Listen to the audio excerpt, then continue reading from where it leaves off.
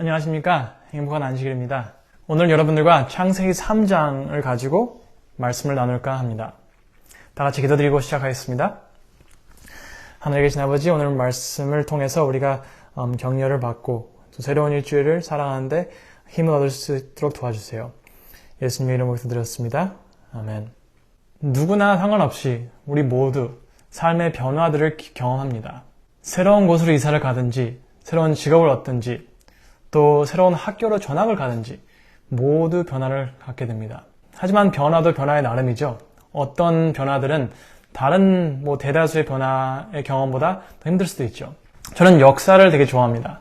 그래서 이렇게 어렸을 때 한국 역사 책들을 많이 읽던 게 기억이 나는데 거기서 참 느낀 거는 우리 한국인의 역사에서는 진짜 참 가슴 아픈 그런 변화의 저만점들이 많지 않았나 생각이 됩니다. 대다수의 사람들은 변화를 좋아하지 않습니다. 사람들은 이게 꾸준한 걸 좋아합니다. 그렇기 때문에 우리는 가끔 가다가 이렇게 평생 이사를 안 하고 사는 사람들을 만날 수 있죠. 어떤 사람들은 진짜 자기가 태어나고 자라난 집에서 아직도 살고 있는 사람도 있습니다. 그리고 어떤 분들은 가족, 그리고 친척 다 똑같은 동네에 계속 나이 들 때까지 사는 분들이 굉장히 많습니다. 하지만 우리가 변화를 피할 수만은 없죠. 저는 이사를 참 많이 했습니다. 따지자면 저는 한국, 미국, 캐나다 그리고 호주에서 살았고요. 그리고 미국 안에서도 5개의 다른 주에서 살았습니다. 저는 어렸을 때 이사하고 새로운 곳에 가고 하는 게 저는 되게 좋았는데 가족이 생기고 또 나이가 들고 책임감도 생기고 하니까 이게 참 한 군데 있는 게 더 편하구나 생각이 들긴 하네요. 우리가 성경을 열어보고 다시 한번 읽게 된다면 우리가 성경에서 나오는 사람들이 참 많은 이런 변화를 경험하고 살았다는 걸 알 수 있습니다. 여러분, 노아의 경험을 한번 생각해 보십시오. 노아는 방주에 들어갔던 나옴으로 인해서 아주 굉장한 변화를 경험했습니다. 바다와 산과 강이 바뀌질 않나. 그리고 또 나아가서 생존자들이라곤 노아와 가족들밖에 없었습니다.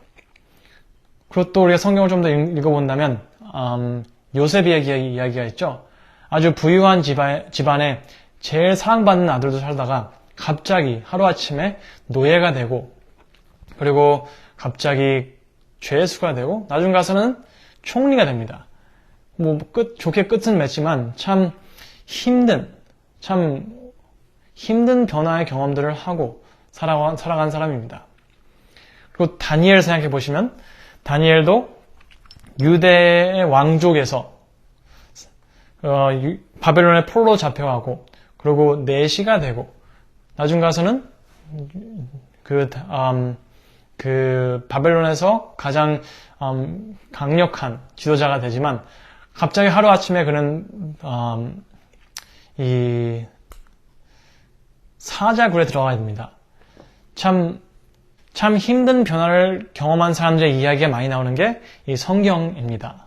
하지만 우리가 성경을 통틀어 봤을 때 아담과 하와가 경험한 변화보다 더 힘든 변화가 있었을지 저는 궁금합니다.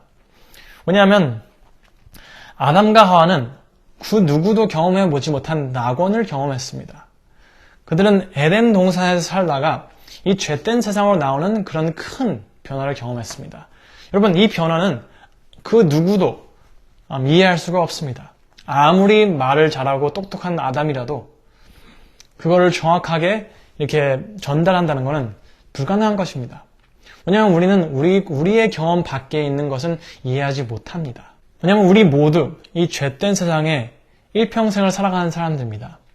우리가 아는 세상은 질병과 슬픔과 아픔과 그리고 우리 이 인생이란 노선의 끝, 이 종점은 다 죽음이라는 걸 우리 모두 압니다.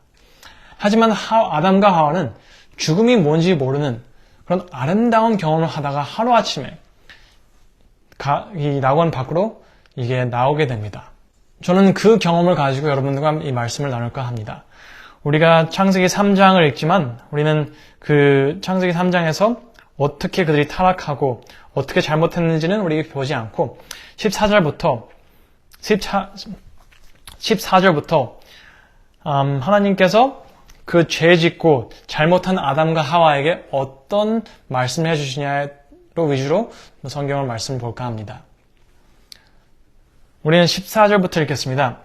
여호와 하나님이 뱀에게 이르시되 내가 이렇게 하였으니 내가 모든 가축과 들의 모든 짐승보다 더욱 저주를 받아 배로 다니고 살아있는 동안 흙을 먹을지니라.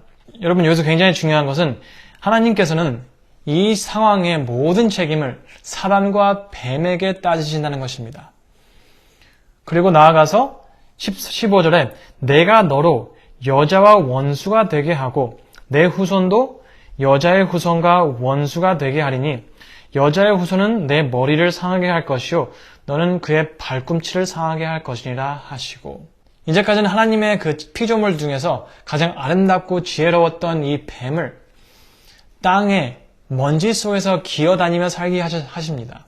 그리고 독이 아무리 세더라도 머리에 한 방이면 죽을 수밖에 없는 이 뱀의 상황을 이 사단의 존재의 끝을 예고하는 그런 모습을 보이셨습니다. 그리고 하나님께서는 이제 16절부터 이제 아담과 하와에게 말씀을 시작하십니다. 같이 읽겠습니다. 또 여자에게 이르시되 내가 내게 임신하는 고통을 크게 더하리니 내가 수고하고 자식을 낳을 것이며 너는 남편을 원하고 남편은 너를 다스릴 것이니라 하시고, 아담에게 이르시되 내가 내 아내의 말을 듣고 내가 내게 먹지 말라 한 나무의 열매를 먹었은즉 땅은 너로 말미암아 저주를 받고 너는 내 평생에 수고하여야 그 소산을 먹으리라. 땅이 내게 가시덤불과 엉겅퀴를 낼 것이라. 내가 먹을 것은 밭의 채소인즉 내가 흙으로 돌아갈 때까지 얼굴에 땀을 흘려야 먹을 것을 먹으리니 내가 그곳에서 취함을 입었음이라.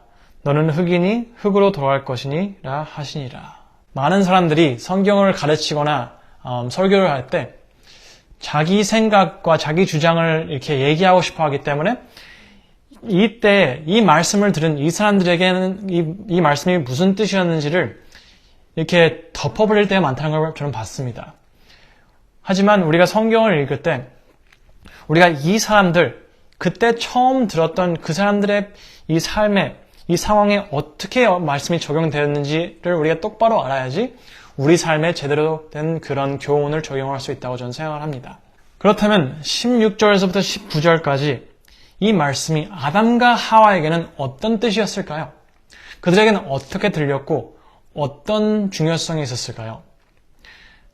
여러분, 저는 많은 사람들이 이 구절들을 얘기할 때 이 여자가 경험하는 고통, 그리고 남자가 해야 하는 이 노동, 이 두 가지를 하나님께서 인간에게 주신 저주라고 말하는 사람들이 많습니다. 하지만 여러분, 우리가 이 구절들을 자세히 읽는다면 저주를 받는 건 두 가지밖에 없습니다. 첫째는 뱀입니다. 14절에 보면 다른 짐승보다 더욱 저주를 받아. 그리고 17절에 땅입니다. 그러니까 땅과 뱀 말고는 저주를 받은 것이 안 나옵니다. 여러분 생각해 보십시오. 하와라는 이 사람이 이제까지 한 번도 아이를 낳아본 적이 있었을까요? 아니죠. 한 번도 아이를 낳아본 적이 없습니다. 그렇기 때문에 이 하와는 출산의 고통을 한 번도 경험해보지 못한 사람입니다. 그렇기 때문에 만약 하나님께서 하와에게 출산의 경험이 어떤지를 말씀해주지 않으셨다면 하와는 출산의 그 고통을 경험할 때 자기가 죽는 거라고 생각할 수도 있었습니다. 그리고 하와가 자기 몸에 어떤 일이 일어나고 있는지 모를 수도 있었기 때문에 그 아이가 태어나기 전에 죽을 수도 있었습니다. 아니면 더 나아가서 잘못해서 하와까지 죽을 수도 있었을 상황입니다. 그리고 이제 아담의 이야기를 해보자면 아담은 일생에 한 번도 제대로 노동을 해본 적이 없는 사람입니다. 그런 낙원에 살면서 먹는 거는 그냥 따먹어서 먹으면 되죠. 그리고 한 번도 자기가 땅을 심고 그 땅을 가꾸고 그리고 풀을 뽑고 여기서 말하는 그 가시덤불과 엉겅퀴가 뭔지도 모르는 사람입니다. 그리고 나아가서 얼굴에 땀을 흘려야 먹을 것이라 하셨는데 아담은 땀을 흘리는 게 뭔지는 모르는 사람이었을 것입니다. 그렇기 때문에 만약 하나님께서 아담에게 네가 노동을 해야 한다, 그래야지 먹을 수 있다, 그걸 말하지 않으셨다면 아담과 하와는 길면 몇 개월, 짧으면 몇 주도 못 살았을 것입니다. 여러분, 우리 인류가 뭐 몇천 년 후에 아직 살아있고 우리가 잘 지내고 있는 것은 하나님이 아담과 하와에게 주신 이 말씀 때문입니다. 만약 하나님께서 이 말씀을 주지 않으셨다면 우리의 인류는 아담과 하와로 끝났을 가능성이 높습니다. 여러분, 제가 아까 말씀드린 것처럼 제 생각에는 아담과 하와처럼 이런 힘든 삶의 변화를 경험한 사람이 없다고 생각합니다. 하지만 하나님께서는 이 힘든 변화를 잘 통과하게 도와주셨습니다. 그렇기 때문에 여러분, 우리 모두 지금 하나의 변화를 경험하고 있습니다. 우리는 아무도 학교를 갈 수가 없고, 어떻게 보면 많은 사람들은 일을 갈 수가 없고, 나가서 밥을 먹을 수도 없고, 교회를 갈 수도 없고, 같이 만날 수도 없는 상황이 되어버렸습니다. 우리는 이 변화 속에서 지금 어떻게 해야 될지 모르는 분들이 많이 계십니다. 하지만 그걸 넘어서 우리는 또 가까운 미래에 또 다른 변화를 경험해야 합니다. 우리는 다시 일을 가야 하고, 다시 학교를 가야 하고, 다시 교회를 가야 하고, 다시 사람들을 만나야 하고, 하지만 우리는 그 변화가 어떨지, 얼마나 힘들지, 쉬울지 모릅니다. 그렇기 때문에 우리는 그런 걱정에 우리 마음이 무거울 수도 있습니다. 오늘의 말씀을 통해서 저는 이 아담과 하와의 힘든 변화를 무사히 통과하게 해주신 이 하나님이 우리 삶의 변화, 그게 어떻게 힘들지 쉬울지는 모르지만 우리와 항상 함께 해주시고 아담과 하와를 도와주셨던 것처럼 우리도 도와주실 거라는 것을 확신하시기 바랍니다. 하지만 우리가 이 성경 말씀을 읽을 때 한 가지 더 중요한 게 있다면 바로 창세기 3장 15절입니다. 내가 너로 여자와 원수가 되게 하고 내 후손도 여자의 후손과 원수가 되게 하리니 여자의 후손은 내 머리를 상하게 할 것이요 너는 그의 발꿈치를 상하게 할 것이니라 하시고, 여러분, 하나님께서는 아담과 하와에게 나아가서 어떻게 살아야 될지 말씀해 주시기 전에 한 가지 약속을 하십니다. 여러분, 하나님의 약속은 이렇습니다. 내가 언젠가 이 땅에 가서 이 사단, 이 뱀의 머리를 상하게 할 것이라고 말씀하십니다. 여러분, 이게 무슨 뜻이냐면 하나님께서 아담과 하와에게 네가 지금 낙원 밖으로 가지만 하나님인 나도 하늘이란 이 낙원에서 너희들을 위하여 이 세상으로 이사를 갈 거다 말씀하시는 것입니다. 너네가 경험하는 이 변화가 힘들겠지만 나도 그 변화를 경험할 거다. 그리고 나는 더 힘들 거다라고 말씀하십니다. 그리고 그 변화 속에서 우리 모두 다시 낙원으로 돌아갈 수 있는 희망을 찾을 수가 있습니다. 우린 요한복음 3장 16절에 이 말씀이 있죠.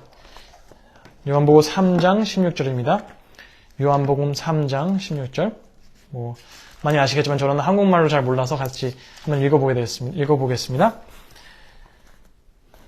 요한복음 3장 15절. 하나님이 세상을 이처럼 사랑하사 독생자를 주셨으니 이는 그를 믿는 자마다 멸망하지 않고 영생을 얻게 하려 하심이라. 여러분, 요한복음에서는 이렇게 말씀을 하십니다.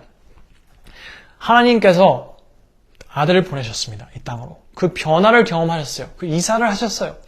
그리고 우리가 그 이사하심을 믿을 때 우리는 영생을 얻을 수 있답니다. 여러분, 요한복음의 말씀이 이렇습니다. 하나님께서 아들을 이 땅으로 보내십니다. 이사를 오십니다. 변화를 경험하십니다. 그 변화가 쉬운 건 아니죠. 아주 힘든 거죠.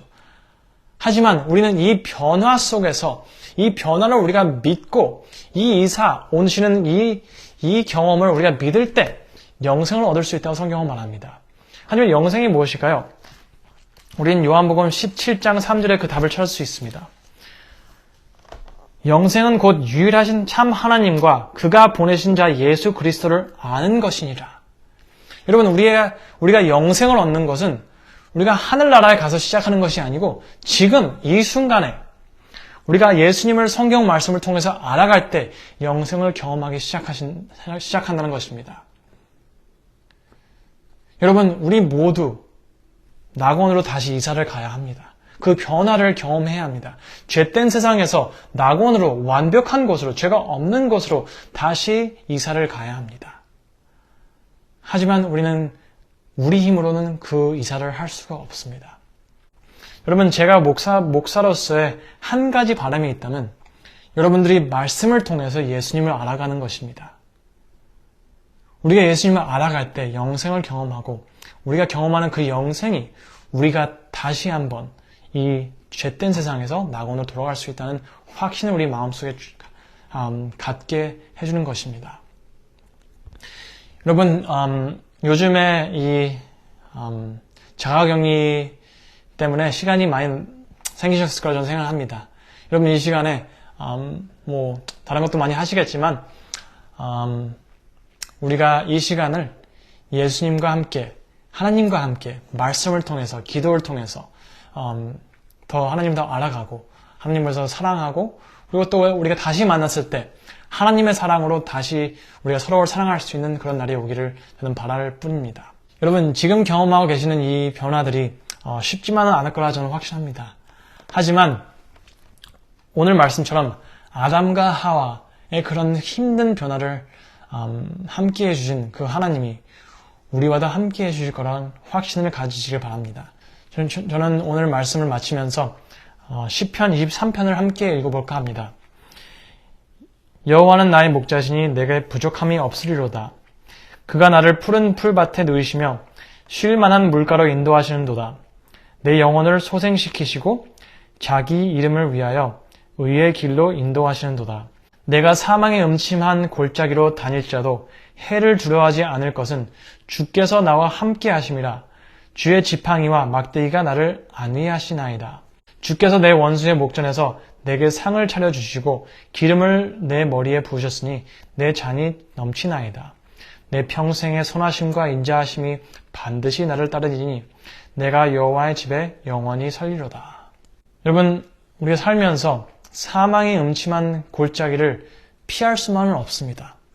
하지만 우리가 살면서 우리 마음속의 평화와 그런 확신은 우리의 겪는 상황에서 찾는 것이 아니고 그 상황이 얼마나 힘들든 상관없이 우리와 함께 해주시리라 약속하신 그 하나님의 말씀에서 찾게 되시길 바랍니다. 기도로 오늘 말씀을 마치겠습니다.